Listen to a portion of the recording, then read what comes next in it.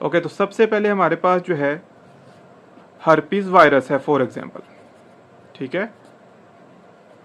हमने क्या करना है, एंटी हर्पीज वायरस एजेंट्स जो हैं उनकी बात करनी। तो इसमें हमारे पास जो ड्रग्स हैं वो मेनली क्या है, एसाइक्लोविर। इसकी आप क्लासिफिकेशन कहीं से भी ले सकते हैं। एसाइक्लोविर है, वेलासाइक्लोविर, फैमसिक्लोविर, पेंसिक्लोविर, गैंसिक्लोविर, ठीक है, सिडोफोविर, फोस्करनेट, विडेराबिन, ये सारी हमारे पास वो ड्रग्स हैं, वो एंटीवायरल एजेंट्स हैं जो हम हर्पीज वायरस के अगेंस्ट यूज करते हैं। अब इसमें सबसे पहले अगर हम बात करें एसाइक्लोविर की, तो एसाइक्लोविर जो है इसमें आपने ये याद रखना है कि वेलासाइक्लोविर जो है, अब हम इसमें बहुत बेसिक और बहुत इंपॉर्टेंट बातें जो है वो डिस्कस करेंगे। वेलासाइक्लोविर जो है ये प्रो ड्रग है, किसकी, एसाइक्लोविर की। तो एसाइक्लोविर हमारे पास एक ड्रग है जिसका प्रो ड्रग जो है वो वेलासाइक्लोविर है, और जो वेलासाइक्लोविर है इसकी बायोअवेलेबिलिटी बेटर है एज कंपेयर टू एसाइक्लोविर। फिर इसके अंदर जो फेमसिक्लोविर ड्रग है, आगे हम इसका वो भी बात करते हैं मैकेनिज्म ऑफ एक्शन के, लेकिन ये बेसिक चीज़ें हैं फार्मेकोकाइनेटिक पैरामीटर्स की जो आपको पता होना चाहिए कि जो फेमसिक्लोविर ड्रग है इसी क्लास के अंदर हर्पीज वायरस के अगेंस्ट, ये जो है हाइड्रोलाइज हो जाती है पेंसिक्लोवर में, ठीक है। तो वेलासाइक्लोविर किस में कन्वर्ट हो रही है, एसाइक्लोविर में।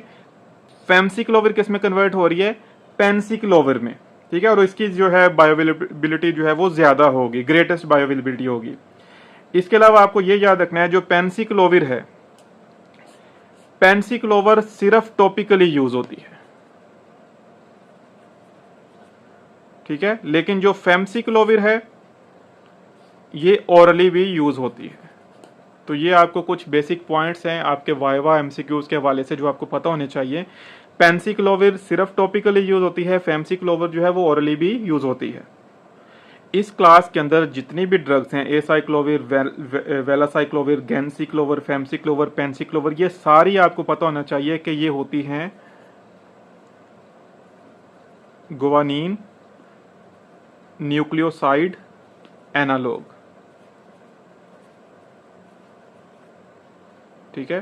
पहली बात आपको ये पता होनी चाहिए कि जितनी भी ये ड्रग हैं इस क्लास के अंदर वो गुआनिन न्यूक्लियोसाइड एनालॉग्स हैं। अब मैकेनिज्म ऑफ एक्शन की अगर हम बात करें तो देखिए जो वायरस है, वायरस के अंदर एक एंजाइम होता है थायमिडीन काइनेज। ये जो वायरल थायमिडीन काइनेज है ये क्या करता है, इन ड्रग्स की फॉस्फोरिलेशन करवा देता है,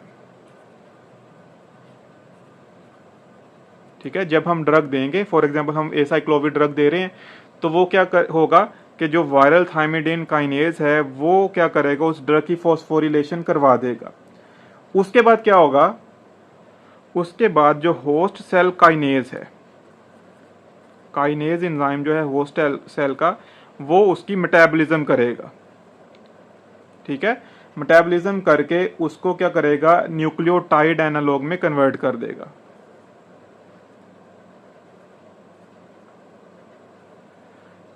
सबसे पहले क्या हुआ, ड्रग ने क्या होना है, उसकी वायरल थायमिडीन काइनेज से फॉस्फोरिलेशन हो जाएगी। उसके बाद होस्ट सेल काइनेज जो है उसकी मेटाबॉलिज्म करके उसको कन्वर्ट कर देंगे न्यूक्लियोटाइड एनालॉग में। अब ये जो न्यूक्लियोटाइड एनालॉग बना है ये क्या करेगा, वायरल डीएनए पॉलीमरेज जो एंजाइम है,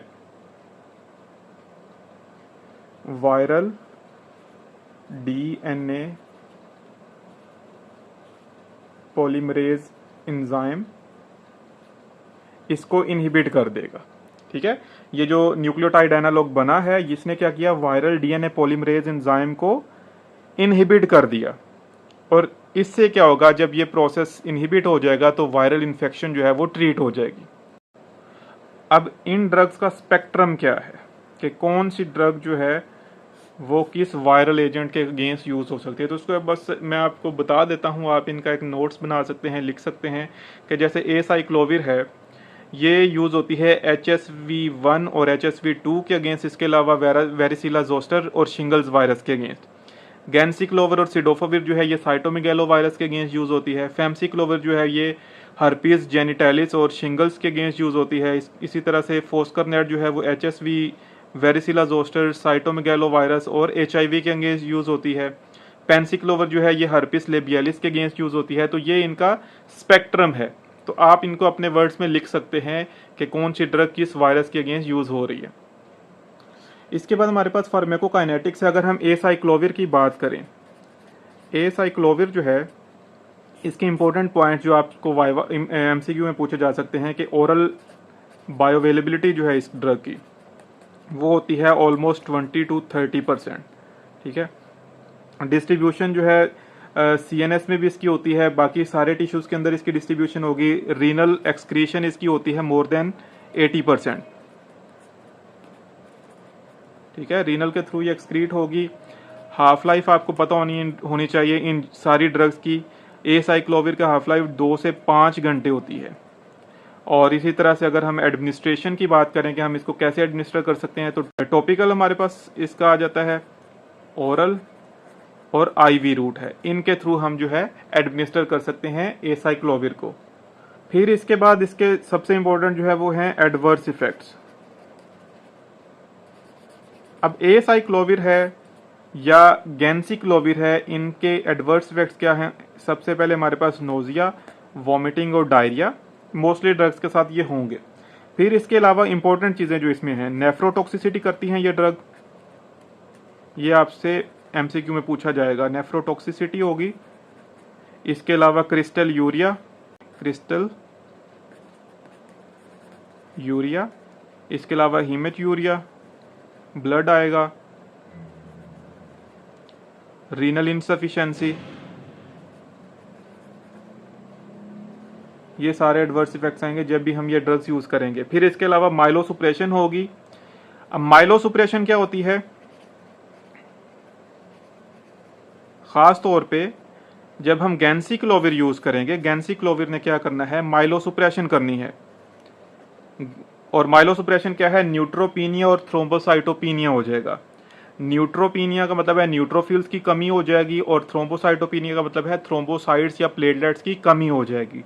तो ये मेनली साइड इफेक्ट्स आएंगे जब भी हम यूज करेंगे एसाइक्लोविर और गैंसिक्लोविर। फिर इसके बाद हमारे पास है थेराप्यूटिक यूज इन ड्रग्स का।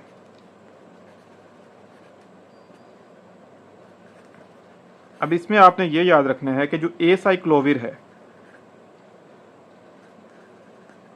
ये ड्रग ऑफ चॉइस होती है किस केस में? सबसे पहले अगर किसी को HSV जेनिटल इन्फेक्शन है, HSV जेनिटल इन्फेक्शन, इस केस में क्या होगा? एसाइक्लोविर जो है ये ड्रग ऑफ चॉइस है।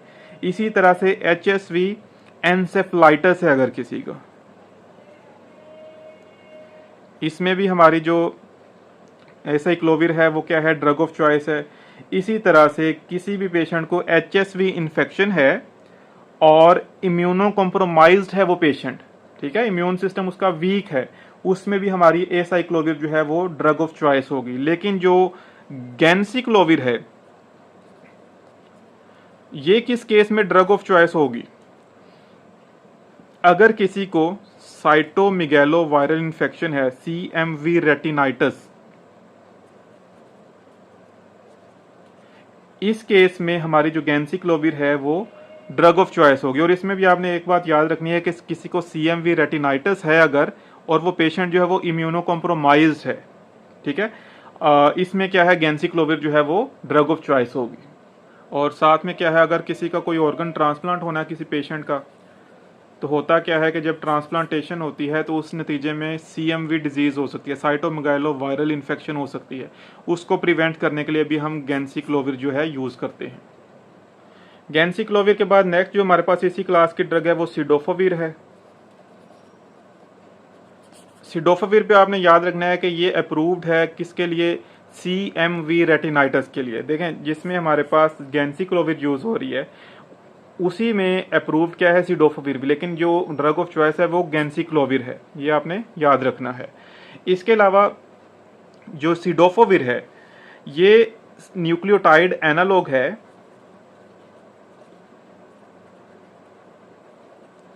साइटोसिन का, ठीक है। और इसमें क्या है, जैसे हमने मैकेनिज्म की बात की ना, पहले फॉस्फोरिलेशन होती है, उसके बाद मेटाबॉलिज्म होती है, उसके बाद एनालॉग बनता है। इसके अंदर फॉस्फोरिलेशन नहीं रिक्वायर्ड होती, नो फॉस्फोरिलेशन इज रिक्वायर्ड, ठीक है। ये बात आपने याद रखनी है। ये करती क्या है, वायरल डीएनए की सिंथेसिस को इनहिबिट करती है,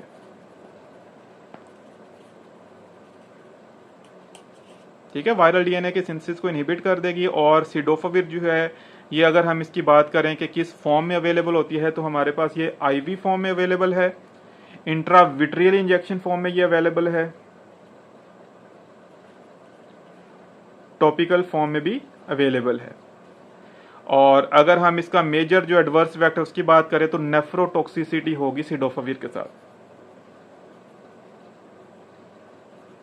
तो ये आपको याद रखना है सिडोफाविर के बारे में। और सिडोफाविर भी हमारे पास बेसिकली क्या है, हम ये यूज कर रहे हैं हर्पीज वायरल इन्फेक्शन के अगेंस्ट। किस डिजीज के अगेंस्ट, बेसिकली खास तौर पे CMV रेटिनाइटिस के अगेंस्ट। इसके अंदर नेक्स्ट हमारे पास जो ड्रग है वो विडेराबीन है। विडेराबीन जो है, ये आपने याद रखना है कि ये न्यूक्लियोसाइड एनालॉग है,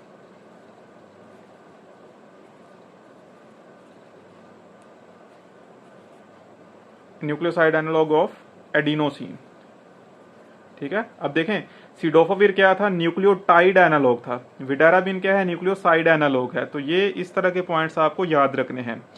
और इसका जो यूज है, ये हम यूज करते हैं HSV केराटाइटस के अगेंस्ट सिर्फ, ठीक है। सिर्फ हम इसको HSV केराटाइटस के अगेंस्ट यूज करते हैं।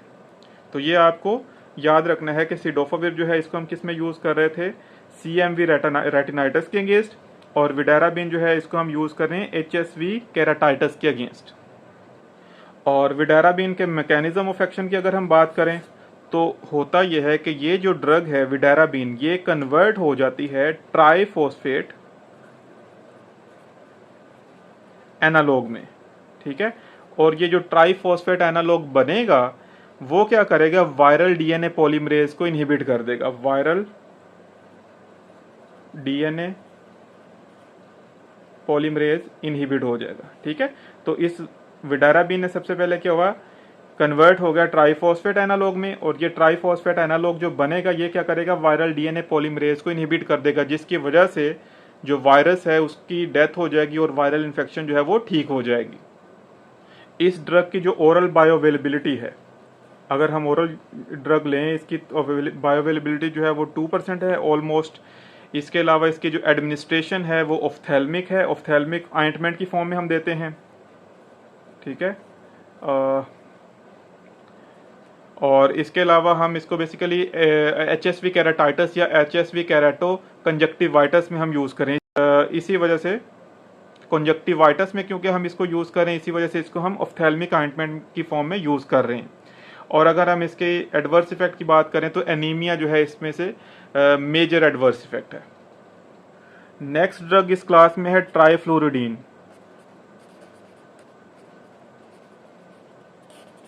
ट्राइफ्लोरिडीन जो है, ये बेसिकली पायरिमिडीन न्यूक्लियोसाइड एनालॉग है।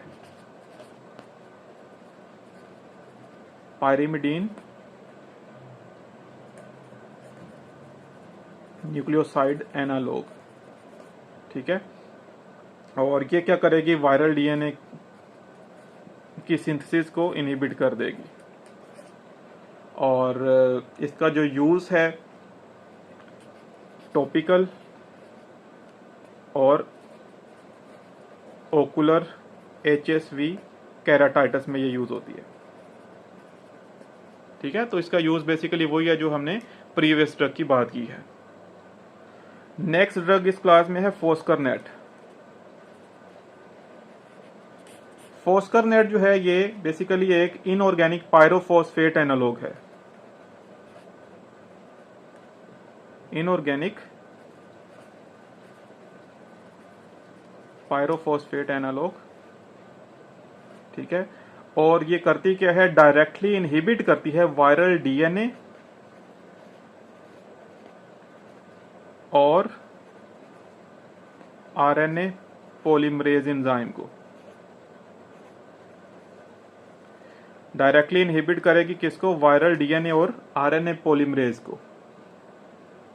और इसके अंदर भी जो फॉस्फोरिलेशन है एंटीवायरल एक्टिविटी के लिए वो रिक्वायर्ड नहीं है।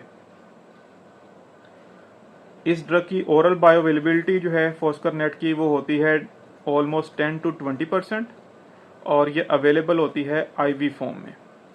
ठीक है, आईवी एडमिनिस्ट्रेशन से हम ये यूज करते हैं। इसके एडवर्स इफेक्ट बहुत इंपॉर्टेंट है, ये लाजमी पूछे जाते हैं एग्जाम में। फॉस्करनेट जो है इसके मेन जो एडवर्स इफेक्ट्स हैं, एक ये क्या करता है, हाइपोकैल्सीमिया, कैल्शियम के लेवल कम कर देता है, और हाइपोमैग्नीसीमिया,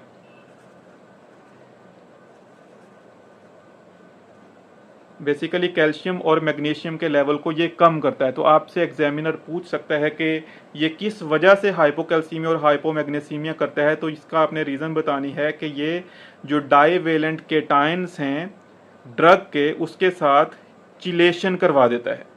इसकी वजह से जो कॉमन एडवर्स इफेक्ट होगा वो हाइपोकैल्सीमिया और हाइपोमैग्नीसीमिया होगा।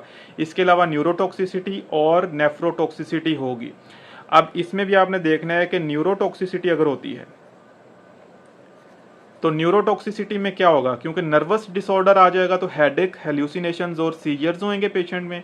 और नेफ्रोटॉक्सिसिटी होगी, नेफ्रोटॉक्सिसिटी में क्या होगा, इसमें नेफ्रोसिस हो सकती है, ट्यूबुलर नेफ्रोसिस, और इंटरस्टिशियल जो नेफ्राइटिस है वो हो सकता है। तो जब भी हम फॉस्करनेट यूज करेंगे तो ये मेजर एडवर्स इफेक्ट्स आएंगे उस ड्रग के साथ। अब इसका जो थेराप्यूटिक यूज है ये बहुत इंपॉर्टेंट है। देखें, इस वजह से कि थेराप्यूटिक यूज में अगर हम देखें तो हमने कहा था कि हम एचएसवी इन्फेक्शन में हम क्या यूज करते हैं, एसाइक्लोविर। ठीक है, अगर किसी पेशेंट के अंदर एचएसवी इन्फेक्शन है और एसाइक्लोविर जो है वो रेजिस्टेंस हो जाए उसकी, तो उस केस में हम फॉस्करनेट यूज करेंगे। दूसरा हमारे पास क्या था, हम CMV रेटिनाइटिस जो थी इसमें हम क्या यूज करते हैं, गैंसिक्लोविर, ये ड्रग ऑफ चॉइस थी। ठीक है, लेकिन अगर किसी को गैंसिक्लोविर से रेजिस्टेंस हो जाए तो उस केस में भी हम CMV रेटिनाइटिस में क्या यूज करेंगे, फॉस्करनेट। तो आपको ये दो चीजें याद रखनी है कि HSV इन्फेक्शन के अंदर हमारे पास जो ड्रग ऑफ चॉइस थी वो एसाइक्लोविर थी, लेकिन अगर इसकी रेजिस्टेंस हो जाए तो हम फॉस्करनेट यूज करेंगे। CMV रेटिनाइटिस में हमारे पास जो ड्रग ऑफ चॉइस थी वो गैंसिक्लोविर थी, लेकिन अगर इसकी रेजिस्टेंस हो जाए तो हम क्या करेंगे, फॉस्करनेट यूज करेंगे। तो ये इसके थेराप्यूटिक यूजेस हैं।